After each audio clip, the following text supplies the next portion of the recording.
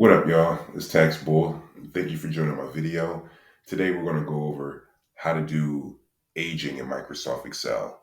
So aging can be used to figure out the number of days between two date ranges, or you can use this for AR reports or whatever reports you need to figure out aging. So what we have here is just some sample data, and we have some invoice numbers, dates, and amounts. What we're going to do is we're going to figure out how many days have aged between these invoice dates and today's date.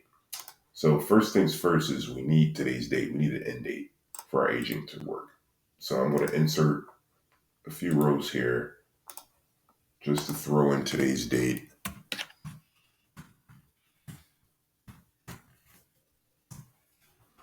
All right, so I have today's date in. Next, we can do our aging formula. So the aging formula is a days formula. So I'm just going to do equal sign days with an S. And it's asking me first for my end date, which is going to be the most current date, which is today's date.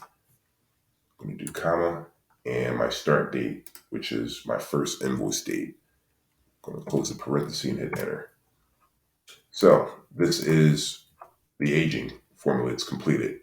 So it's that simple. Now, if I want to drag this down, I only have one end date here, so I need to make that a permanent address. So if I double click on that, if I click in between cell A1, if I hit F4, we'll make that a permanent address. And now I'm able to go into the lower right-hand corner, double click, and it will drag my agent formula down for everything else. So if you double click, they're all referencing today's date.